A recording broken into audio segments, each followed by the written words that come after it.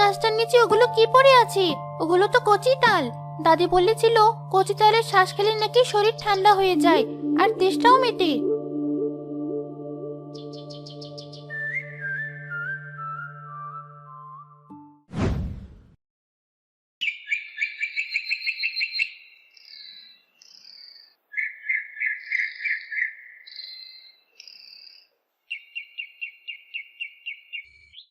এই নিন কাকা, আপনারটা হয়ে গেছে। যেমন বলেছিলেন, ঝাল কম তেল বেশি। আহ, এই তো। এই গন্ধটার জন্যই তো রোজ বিকেলে ছুটে আসি রতন। তোমার হাতের মুড়ি না খেলে দিনটাই যেন অপূর্ণ থেকে যায়। সৃষ্টিকর্তা তোমার হাতে জাদু দিয়েছেন। জাদুটা তো কিছু না কাকা, সবই আপনাদের ভালোবাসা আর সৃষ্টিকর্তার দয়া। পরের জন আসুন। রতন ভাই, আমারটা একটু ধনেপাতা বেশি করে দিও তো। আর শশা কুচিগুলো একদম টাটকা তো? আরে পারভেজ ভাই, আমার দোকানে বাসি জিনিস দেখেছো কোনোদিন? এই তো 8 ঘন্টা আগে জমি থেকে তুলে আনা শশা কেটেছি। একদম কচি, জলের মতো। চিন্তা করো না, তোমার মুড়িতে ধনেপাতার বাগান বানিয়ে দেবো। এই জন্যই তো তোমার নাম ডাক, কথায় আর কাজে এক।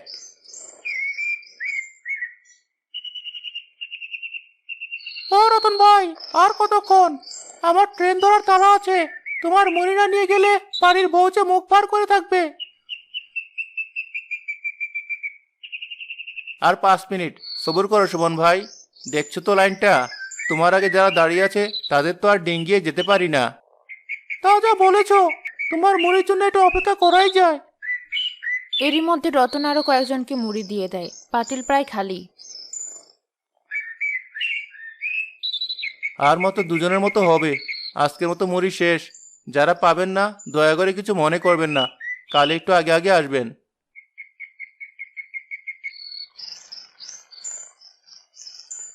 এই নাও সুমন ভাই, তোমার বউয়ের জন্য।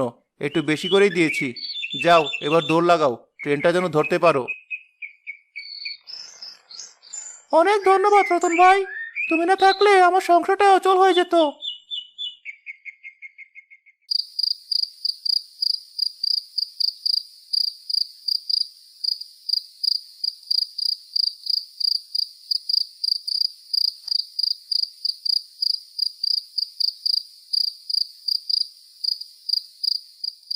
বাবা, এসে গেছো? হ্যাঁ মা, এসে গেছি। আমার লক্ষ্মী মেয়েটা কি করছে? পড়া হচ্ছিল? হ্যাঁ বাবা, আজ স্কুলে আমাদের গ্রামের উপর একটা রচনা লিখতে দিয়েছে। আমি তোমার ঝালমুড়ির দোকানের কথাও লিখেছি। লিখেছি আমার বাবার ঝালমুড়ি সারা গ্রামে সেরা। তাই নাকি? তাহলে তো মাস্টার মশাইকে কাল 1 ঠোঙ্গা মুড়ি পাঠিয়ে দিতে হয়। তিনি খেয়ে দেখুক তার ছাত্রী সত্যি লিখেছে না বানিয়ে লিখেছে। সারাদিন আজ খুব ধকল গেছে তাই না? মুখ দেখে বোঝা যাচ্ছে। বসো, একটু জিরিয়ে নাও। দখল তো গেছেই, কিন্তু দিন শেষে যখন দেখি সব মুড়ি বিক্রি হয়ে গেছে, মানুষ হাসি মুখে খেয়ে যাচ্ছে, তখন সব ক্লান্তি দূর হয়ে যায় আসিয়া। তুমি যে জিনিসটা এত ভালোবাসা দিয়ে বানাও, এক ফোঁটা ভেজাল নেই, এক বিন্দু ফাঁকি নেই, তার ফল তো তুমি পাবেই। বাবা, আজ বিক্রি কেমন হয়েছে? তুমি কি আমার জন্য সেই রঙিন খাতাটা এনেছো? এই দেখ, তোর জন্য এনেছি। শুধু খাতা নয়, সাথে একটা নতুন পেন্সিলও আছে। সত্যি? আমি কালই এটাতে রচনা লিখবো।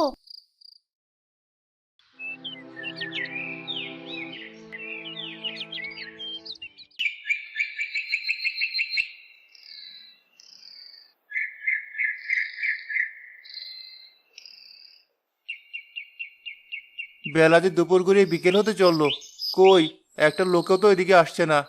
কি হলো আজ বাজারের মানুষগুলোর? সবাই কি গরমে ঘরে খিল দিয়ে বসে আছে নাকি?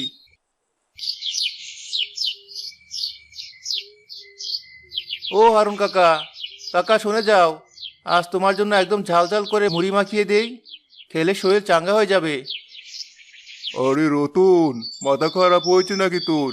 এই গরমে জিভ শুকিয়ে আমসি হয়ে যাচ্ছে, তার মধ্যে তুই ঝালমুড়ি খেতে বলছিস? মনে হচ্ছে যেন গলার ভেতর আগুন লেগে যাবে। তুই বরং দোকানে তুলে বাড়ি যা। আজ আর কেউ তোর মুড়ি খেতে আসবে না।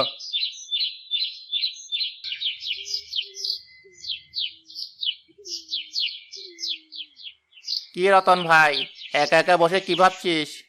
আজ তো বাজার পুরো ঠান্ডা। আর বলো না পারভেজ ভাই, সকাল থেকে মাছই তাড়াচ্ছি, এখনো বনিটাই ঠিক করে হলো না। মানুষজন সব গেল কোথায়? যাবে আর কোথায়? এই কাঠফাটা রোদে কেউ কি আর শখ করে বাজারে আসে?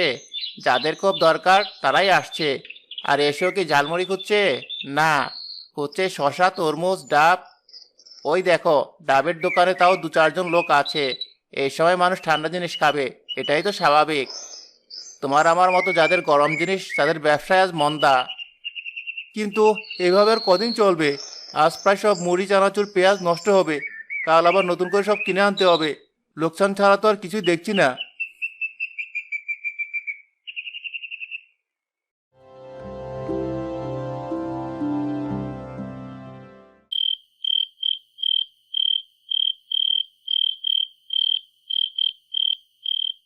কি হলো? এভাবে বসে আছো কেন? চলো, খেতে চলো, রাত বাড়ছে। খেতে ইচ্ছে করছে না আসিয়া। আমি জানি আজও বিক্রি হয়নি, কিন্তু না খেয়ে থাকলে কি সমস্যার সমাধান হবে? শরীরটা যে ভেঙে পড়বে।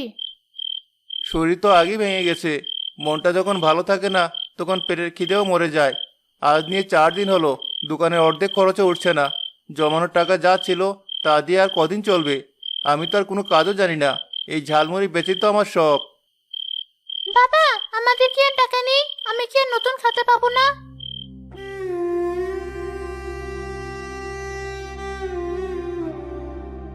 দেখো, এভাবে ভেঙে পড়লে আমরা চলবো কি করি?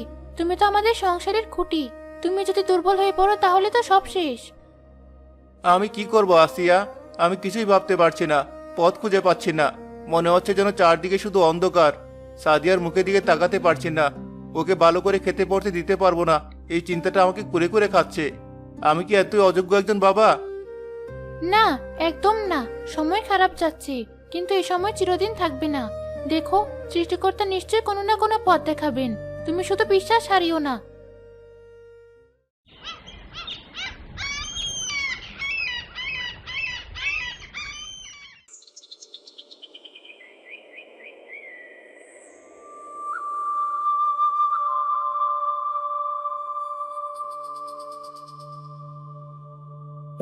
আরে, গাছটার নিচে ওগুলো কি পড়ে আছে?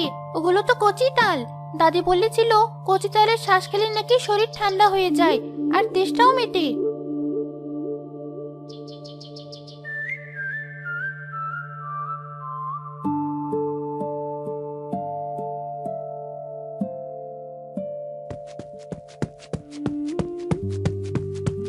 বাবা, দেখো আমি কি এনেছি।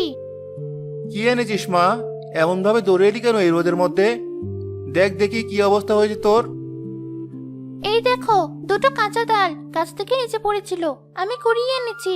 আমার খুব চেষ্টা পেয়েছে বাবা, তুমি দা দিয়ে কেটে আমাকে একটু শ্বাস বের করে দাও, আমি এখনই খাবো। ঠিক আছে, আমার মা যখন এত শখ করে এনেছে, তখন তো কেটে দিতেই হবে। তুই বস এখানে ছায়ায়, আমি দা নিয়ে আসছি।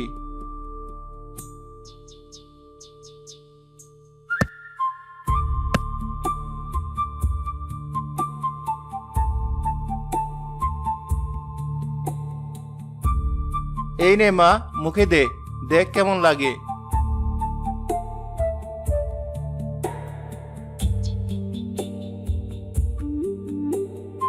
কি ঠান্ডা আর কি মিষ্টি, মনে হচ্ছে যেন আমার বুকের ভেতরটাকে বরফ দিয়ে ধুয়ে দিল। আমার সব তেষ্টা মিটে গেছে। তাই তো, এই গরমে মানুষের তো এটাই দরকার। ঠান্ডা, নরম, মিষ্টি, তৃপ্তিদায়ক একটা কিছু। ঝালমুড়ি নয়, মানুষ তো এটাই খাবে।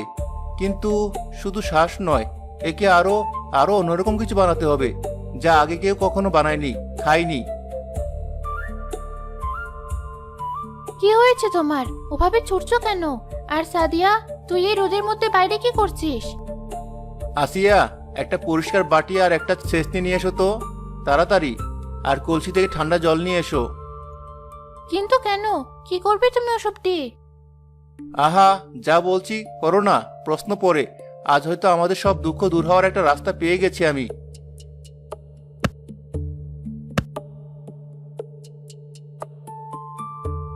বাবা, ওগুলো আমাকে দিয়ে দাও, আমি খাবো। দাঁড়া মা, আজ তোকে এর চেয়েও ভালো জিনিস বানিয়ে খাওয়াচ্ছি, তুই শুধু দেখ। রতন ছেঁচনিটা দিয়ে খুব আলতো করে শ্বাসগুলোকে থেতু করতে শুরু করে। এমনভাবে যাতে শ্বাসগুলো পুরোপুরি গলে না যায়, কিন্তু ছোট ছোট নরম টুকরো হয়ে যায় এবং কিছুটা রস বেরিয়ে আসে। এরপর সে কলসি থেকে বরফ শীতল পানি সে বাটিতে ঢেলে দেয়। ছেঁচানো শাঁসির টুকরোগুলো সেই জলে ভাসতে থাকে। এবার চিনির কোটাটা আর নুনের কোটাটা দাও।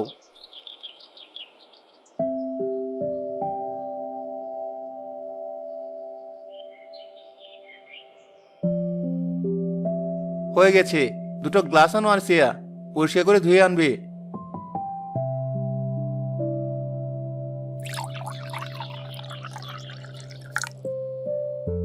নাও, খেয়ে বলো তো কেমন হয়েছে আমার নতুন আবিষ্কার।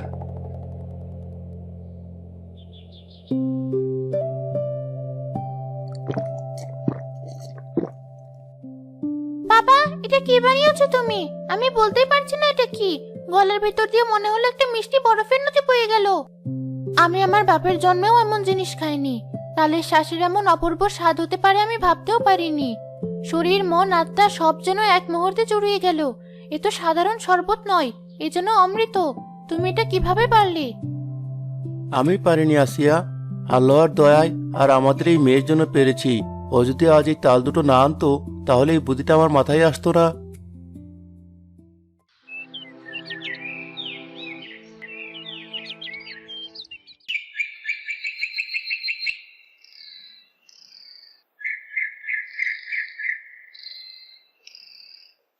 ইরে রতন, ব্যাপার কি? ঝালমুড়ি কই? আজ আবার নতুন কি মতলব ফেঁদেছিস? তাল নিয়ে বসেছিস যে, তাল বেচবি নাকি? আরে না হারুন কাকা, আমি কি আর তাল বেচতে পারি? আপনাদের জন্য এক নতুন জিনিস এনেছি। এই গরমে যা খেলে আপনাদের আত্মা ঠান্ডা হয়ে যাবে। নতুন জিনিস? কি এমন জানিস ভাই যা দিয়ে তুই আমাদের আত্মা ঠান্ডা করবি? এই দেখুন, তালের শ্বাসের শরবত, একদম খাঁটি জিনিস দিয়ে বানানো।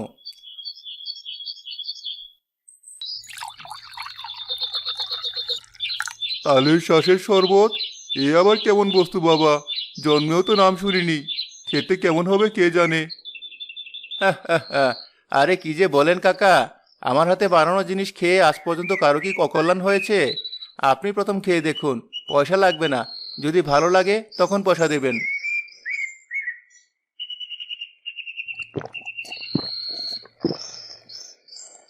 আহ রতন, এ তুই কি বানিয়েছিস? এক চুমুকেই যে আমার বুকের ভেতরটা ঠান্ডা হয়ে গেল। হারুন কাকার এই নাটকীয় প্রতিক্রিয়া দেখে আশেপাশে দাঁড়িয়ে থাকা লোকজন আরো কৌতূহলী হয়ে ওঠে। কি হারুন কাকা, সত্যি বলছো নাকি রতনের হয়ে প্রচার করছো? আরে প্রচারের কি আছে, নিজেরা খেয়ে দেখ। রতন, আমার জন্য আরেক গ্লাস বানা। আর পয়সা কত করে? এই অমৃতের জন্য 10 টাকাও তো কম। না কাকা, অত না, মাত্র 5 টাকা গ্লাস। আমাকে এক গ্লাস দাও তো রতন, আমার জন্য এক গ্লাস বানাও।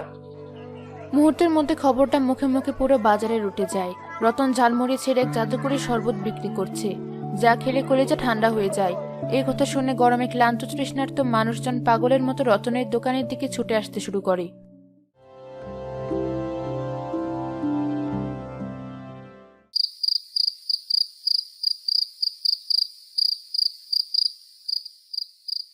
আজ যা বিক্রি হয়েছে তাতে সাদিয়ার মাস্টারের মাইনে আর সামনের মাসের বাজারের টাকাটা উঠে গেল।